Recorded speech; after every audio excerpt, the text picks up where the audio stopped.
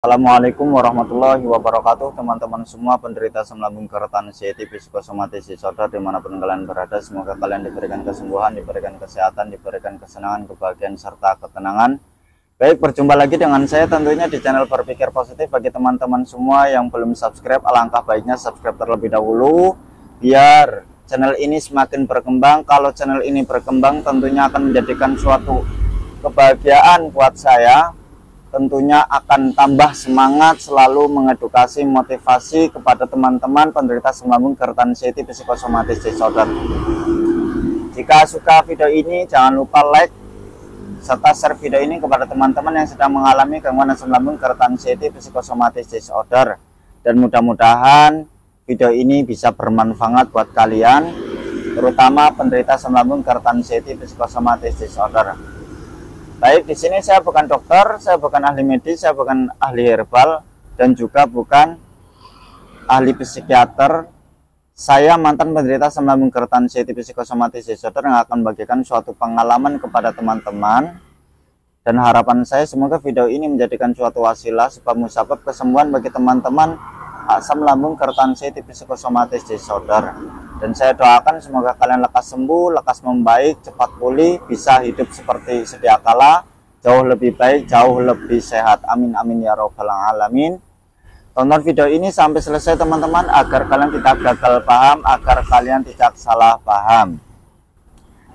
Kali ini saya akan membahas tentang kembalikan tingkat kesadaran agar kalian cepat sembuh dari gangguan anxiety disorder, teman-teman. Memang penderita asam lambung keretan anxiety psikosomatis disorder itu banyak sekali sensasi-sensasi yang menghampiri, mulai dari ujung kepala sampai ujung kaki. Tapi kabar gembiranya teman-teman, semua itu tidak berbahaya sama sekali. Semua itu hanya mengganggu di aktivitas kalian saja, dan itu tidak berbahaya teman-teman. Maka mulai saat ini kalian harus tingkatkan kesadaran kalian. Ketika kalian sadar bahwa apapun sensasinya itu tidak berbahaya, dan itu adalah bentuk respon tubuh dari apa yang kalian alami saat ini, yaitu adalah gangguan psikosomatik alias anxiety, maka kalian akan cepat sembuh, akan cepat membaik teman-teman. Tapi kalau seandainya kalian tetap masih merasa-rasakan, masih suka mengait-ngaitkan, juga selalu berpikir negatif, beranggapan sensasi yang menghampiri itu adalah penyakit kronis, tentu kalian akan terperangkap dalam lingkaran anxiety alias kalian akan tetap hidup dalam kecemasan teman-teman.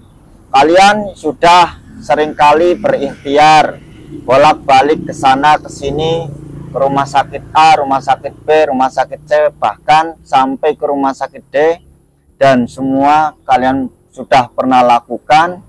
Dan hasilnya semua sama, yaitu gangguan asam lambung GERD.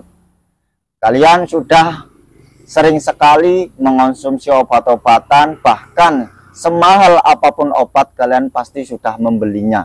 Kalian pasti sudah berikhtiar meminumnya. Tapi kenapa tidak kunjung sembuh? Tapi kenapa belum ada perubahan? Kenapa kok badan belum semakin membaik?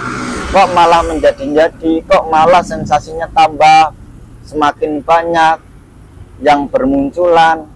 Kok perasaan kok semakin nggak enak, seperti gelisah, sedih, cemas kok menjadi besar, takut kok semakin besar, sehingga jadi nggak berani keluar rumah, sehingga tidak berani di keramaian, sehingga tidak berani mau mandi pun itu juga tidak berani. Karena apa teman-teman?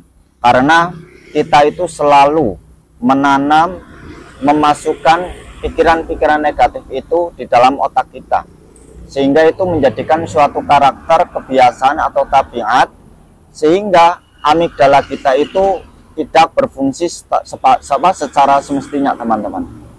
Sehingga amigdala itu sensor untuk membandingkan atau membedakan antara yang harus ditakuti sama yang tidak itu tidak berfungsi. Jadi penderita anxiety disorder itu benar-benar sama sekali tidak bisa dikendalikan, ya. Maka mulai saat ini kalian harus selalu bersikap masa bodoh dan cuek. Jangan pernah mengurung diri, ya. Jangan pernah mengurung diri, bahkan kalian jangan kebanyakan searching nanti kalau kalian kebanyakan searching, itu akan menjadikan kecemasan kalian itu meningkat, ketakutan kalian itu meningkat. Maka mulai saat ini kalian harus bersikap masa bodoh terhadap sensasi-sensasi yang menghampiri. Maka mulai saat ini kalian harus menyibukkan diri dengan cara apa? Melakukan aktivitas yang menurut kalian senangi, yang menurut kalian menjadi hobi. Itu sangat-sangat penting teman-teman, juga sangat-sangat membantu sehingga kalian itu bisa lupa terhadap sensasi yang membahayakan. Kalau seandainya kalian itu masih takut, ya, maka mintalah temen atau siapapun nemeni kalian ketika kalian melakukan aktivitas di luar rumah. Tapi kalau seandainya kalian tetap menuruti rasa takut, pikiran negatif itu, ya maka kalian akan susah keluar dari lingkaran anxiety itu. Maka mulai saat ini kalian konsisten saja, bangkit, jalan-jalan pagi, setelah itu berjemur. Setelah berjemur kalian bersosial atau berinteraksi, main ke rumah teman kayak atau main ke rumah tetangga kayak, yang penting kalian itu tidak mengurung diri. Kalian jangan menuruti rasa pengen tetap di rumah. Kalian harus melatih mental, mendobrak mental. Terus ketika ada sensasi, kalian sadari bahwa sensasi yang muncul itu adalah wujud psikosomatik dan itu tidak berbahaya. Itu adalah dari anxiety disorder. Jadi kalian mulai saat ini bersikaplah masa bodoh terhadap sensasi yang menghampiri, mulai dari ujung kepala sampai kaki. Itu tidak berbahaya teman-teman. Walaupun serasa kayak mau pingsan, serasa kayak mau jatuh, itu cuma serasa teman-teman, dan itu tidak berbahaya sama sekali. Kalau seandainya kalian itu takut, menurut rasa takut, itu nanti kalian akan lama hidup dalam ketakutan dan kecemasan. Maka mulai saat ini kalian tetap harus bangkit, harus melakukan aktivitas yang menyenangkan dan juga jalan-jalan pagi. Setelah itu berjemur, jangan nyerah walaupun dihadang keliengan, serasa kayak mau pingsan, serasa kayak mau itu, kalian tetap bangkit. Itu tidak fakta teman-teman, itu hanya serasa doang, itu hanya mengganggu doang. Yang paling utama, kalian itu harus menjaga 3P-nya, pola pikirnya harus diperbaiki, dalam artian jangan stres berlebihan. Juga kalian jangan memikirkan hal-hal yang kalian alami saat ini itu adalah suatu yang nyata atau akan terjadi begitu. Kalian harus bersikap masa bodoh. Kalian harus harus cuek terhadap sensasi. Harus benar-benar kalian itu mengendalikan pola pikir negatif itu. Kalian sadari ketika ada pikiran negatif menghampiri, kalian sadari, oh ya, ini muncul dari anxiety dan ini tidak berbahaya dan ini tidak realita dan ini tidak nyata dan ini tidak berbahaya akan terjadi pingsan, keliengan dan seperti itu. Juga kalian harus menjaga pola makannya, makan yang teratur, terutama yang bagi pemula, makanlah yang teratur ya. Diusahakan sedikit-sedikit tapi sering gitu kan. Jangan makan yang berlebihan, terus makanlah sesuai kebutuhan. Yang paling utama itu adalah etika makan. Kalau ketika kalian sudah mempraktekkan etika makan, bagaimana etika yang benar bagi penderita asam lambung keretan anxiety psychosomatic disorder, maka kalian sebelum makan itu hindari was-was, khawatir, cemas. Terus jangan kebanyakan mikir, terus jangan menduga-duga. Kalau makan ini nanti sensasinya muncul, kalau nanti makan ini asam lambungnya naik enggak ya, itu harus hindari teman-teman. Itu secara otomatis kalian itu memancing atau memanggil atau secara tidak langsung itu kalian itu memanggil sensasi itu agar muncul teman-teman. Bahkan secara tidak langsung memancing biar asam lambungnya naik. Maka mulai saat ini kalian harus bersikap masa bodoh. Kalian pengen makan inilah, makan itulah, makan aja. Yang penting nggak berlebihan, yang penting nggak kebanyakan. Udah gitu aja. Kalau asam lambung nggak usah repot-repot, nggak usah bingung-bingung, nggak usah takut. Dilatih. Walaupun sensasinya muncul, ya itu nggak bahaya sama sekali teman-teman. Itu nggak bahaya. Jangan selalu menyalahkan makanan. Orang gila aja teman-teman, ODGJ itu makannya kan sembarangan. Makan apa saja pun ya dimakan. Bahkan mohon maaf, basi pun dimakan oleh ODGJ. Nyatanya dia baik-baik saja, dia nggak dia nggak mati. Nyatanya ya masih hidup. Bahkan yang ngalor ngidul, wet-wetan ngulon, jalan-jalan ya sehat. Karena apa? Karena setiap apa yang dimakan oleh DGJ nggak pernah dipikir, makan aja. Jadi kuncinya itu di pola pikir teman-teman. Kalau pikiran kita tenang, netral, nggak was-was, nggak negatif, kita nggak menuruti, kita nggak terkontaminasi oleh pikiran-pikiran yang negatif itu, tentu akan aman. Itu. Kalian makanlah yang teratur, juga banyakin minum air hangat. Ketika sendawa terus-menerus mudah itu. Kalau perut bekam mudah, cukup minum air hangat. Nanti sendawa, setelah sendawa nanti akan lega, akan enakan. Kalian jangan khawatir, jangan sedih. Enjoy saja teman-teman. Kalian itu sekarang harus berlatih masa bodoh. Sadari kalau kalian itu kena anxiety. Nah, orang anxiety ya pasti merasakan sensasi, dan itu tidak berbahaya sama sekali. Kita terlalu memikirkan sensasi, tapi kita lupa terhadap metode-metodenya. Kita lupa bagaimana cara menghilangkan mental yang ngecek-ngecek itu.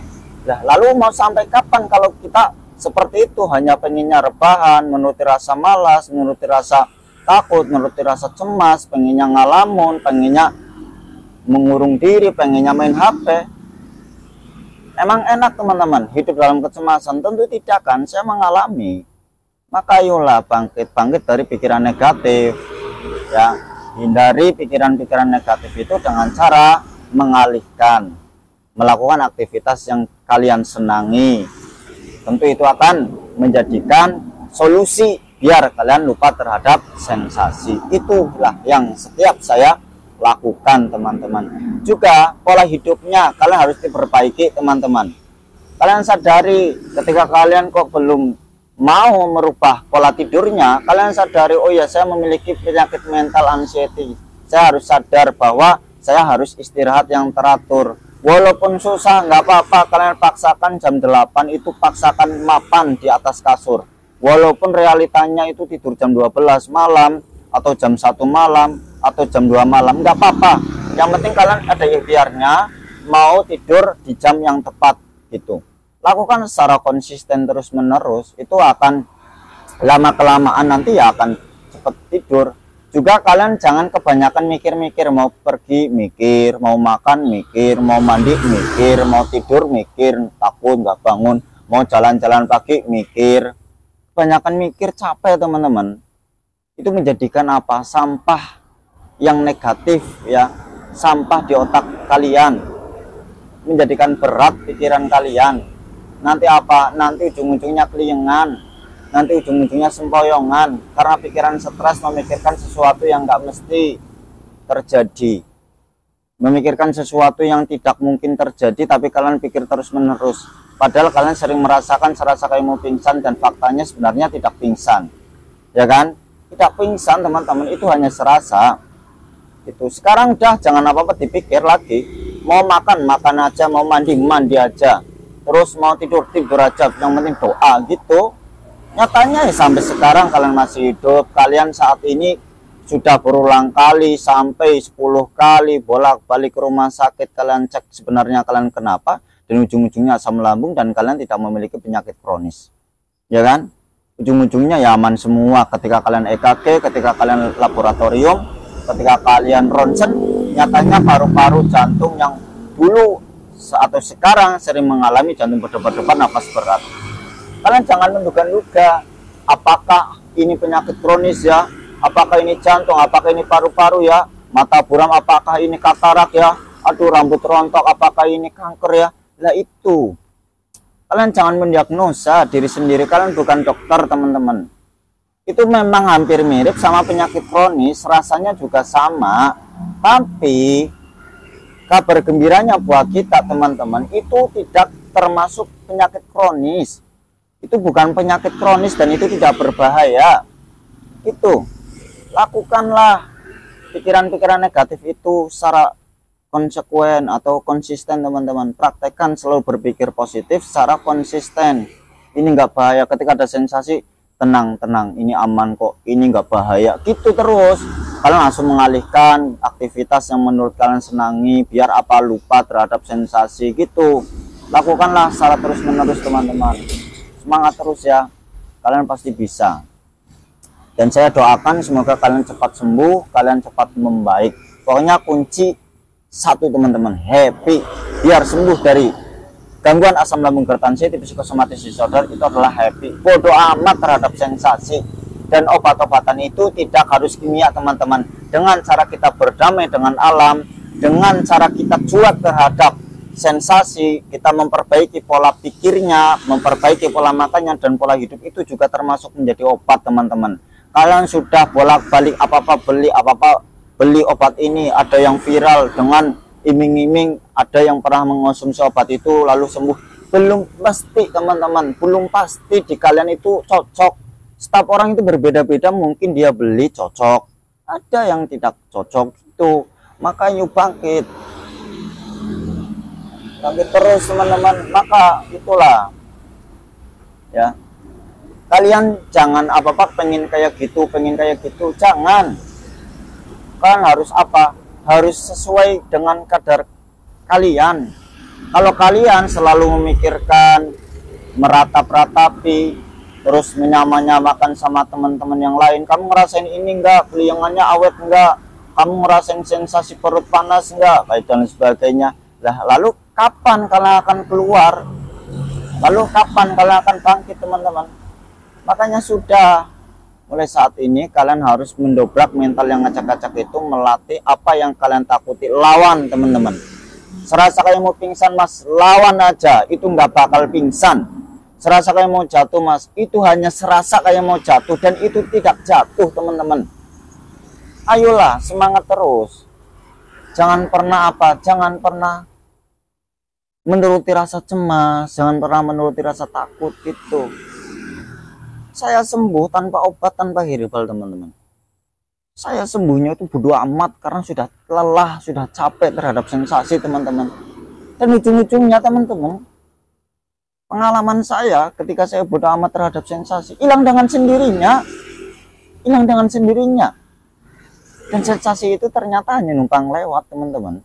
Sensasi itu hanya numpang lewat dan itu tidak berbahaya. Nyatanya sekarang saya masih hidup, kalian juga masih hidup kan. Periksa bolak-balik, nyatanya ya baik-baik saja, alias nggak memiliki penyakit kronis atau tidak didiagnosa penyakit kronis kan.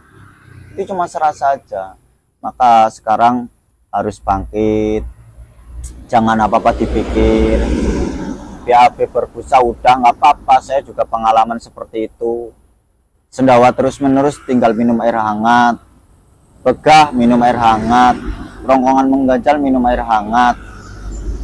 Terus apa-apa ketika kalian cemas pun ya minum air hangat. Apapun yang kalian alami minum air hangat aja. BAB susah mas, minum air hangat aja, makan yang teratur, nanti lama kelamaan nanti ya BAB lancar kembali kok. Saya pernah ngalamin teman-teman. Kalau kalian apa-apa dipikir, bercermin pun mikir, lihat wajah diperhatikan, terus apa-apa dipikir dan lain sebagainya, ya ujung-ujungnya kalian capek pikiran kalian teman-teman. Kalian nanti akan apa? Akan jadi takut berlebih, cemas jadi berlebih, terus kalian yang dipikirkan takut kronis, takut penyakit berat, dan ujung-ujungnya takut M. Dan ujung-ujungnya penderita asam lambung tertensi kan belum siap M. Dan itu sebenarnya tidak berbahaya teman-teman. Itu tidak berbahaya. Maka ayolah bangkit, lakukan jalan-jalan pagi. Setelah jalan-jalan pagi kalian berjemur. Setelah berjemur diusahakan jangan pulang, melakukan aktivitas apalah di situ, di tempat kalian jalan-jalan, atau main ke rumah tetangga kek, main ke rumah temen kek, untuk apa, mengalihkan, biar ada kesibukan, biar kalian nggak meratap-ratapi. Terus kalian setelah zuhur itu mainlah ke kebun atau ke sungai, melihat hijau-hijauan atau melihat air yang mengalir untuk menetralisir pikiran, mencering menyendiri. Walaupun takut nggak apa-apa, pikiran masalah nanti kalau gimana-gimana nggak tertolong gimana mas, nah itu terlalu dipikir.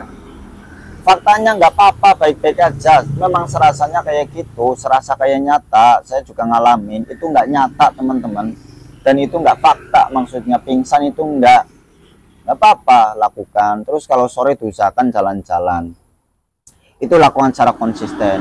Di keramaian masih takut kok mas, ya dilawan, dilatih step by step, serawung, bersosial, berinteraksi untuk melatih mental. Kalau kepengen pulang karena cemas, Diusahakan jangan pulang, kalian olah nafas, terus minta ke temen air hangat. Itu kalau sudah terbiasa kalian melatih mental itu, walaupun tetap masih kedatangan sensasi sama kecemasan, nanti kalau kalian selalu konsisten melakukan atau melatih mental itu, nanti mental itu semakin kuat teman-teman. Nanti mental itu semakin kuat. Obat mental, karena kita kan kena mental kita kan lemah. Yaitu dengan cara apa ya? Mendobrak.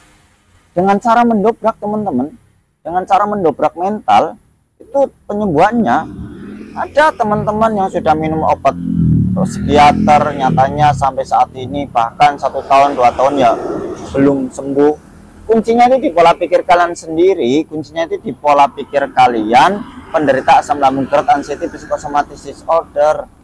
Bukan soal obat, bukan soal kimia teman-teman. Obat itu dengan mandiri, dengan murni, secara mandiri bisa. Lakukanlah secara konsisten, itu juga menjadi obat. Makan yang teratur, jaga pola pikir, itu juga menjadi obat. Udah, jangan pernah menduga-duga apakah ini bisa sembuh ya. Bisa sembuh teman-teman, jangan pernah khawatir. Maka sadari kalian kena anxiety. Saya membuat judul ini kan kebanyakan ketika ada sensasi, kebanyakan penderita asam lambung berat, anxiety, psychosomatic disorder itu nggak sadar bahwa dirinya lagi kena anxiety. Padahal sensasi yang timbul dari anxiety itu tidak berbahaya. Tidak berbahaya sama sekali. Tapi horor kok ya mas? Iya, cuma horor. Sensasi itu tidak berbahaya, hanya mengganggu di aktivitas saja teman-teman. Terus gimana mas biar sensasinya hilang? Sensasi hilang itu tidak dengan cara kita instan, dengan cara menghilangkan. Begitu kita menghilangkan tahu caranya langsung hilang, enggak. Tapi kita butuh proses. Prosesnya apa? Prosesnya kita melakukan metode-metodenya. Kalian mendobrak mental yang lemah itu. Konsisten jalan-jalan pagi, setelah itu berjemur, itu lakukan. Terus metodenya lagi, setiap ada sensasi jangan mengait-ngaitkan. Bersikap masa bodoh aja, gitulah. Kuncinya itu bersikap masa bodoh terhadap sensasi. Buatlah hidup kalian sesenang mungkin, sebahagia mungkin, dengan cara melakukan aktivitas yang kalian senangi, dengan cara melakukan aktivitas yang benar-benar menjadi hobi kalian, melakukan aktivitas sesuai dengan kadar mood kalian.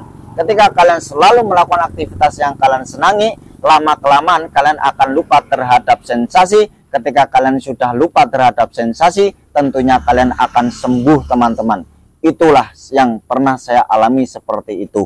Kalau seandainya kalian masih tetap merasa-rasakan, bahkan memancing-mancing, bahkan menduga-duga, atau bahkan pernah berpikir jangan-jangan, itu tentu agak lama teman-teman sembuh dari gangguan anxiety disorder. Memang kadang penderita anxiety disorder itu aneh teman-teman. Anehnya apa? Di saat ada sensasi kepengennya cepet-cepet hilang. Dikala nggak ada sensasi, kok tumben ya sensasinya nggak muncul. Kadang menduga-duga. Biasanya kalau sore sensasinya muncul nih. Aduh, gawat nih. Hampir sore nih sensasinya muncul. Itulah penderita anxiety disorder. Kesalahannya di situ. Mulai saat ini jangan dipancing-pancing, jangan ditanyakan. Nikmati hari ini, waktu ini, jangan menanyakan terhadap sensasi. Sadari apapun yang kalian alami itu adalah bentuk respon tubuh alias psikosomatik dari anxiety, dan semua itu tidak berbahaya. Semangat terus teman-teman, pasti akan berlalu, pasti kalian akan sembuh total, pasti kalian akan hidup jauh lebih baik daripada saat ini teman-teman. Kurang lebihnya mohon maaf yang sebesar-besarnya. Wassalamualaikum warahmatullahi wabarakatuh.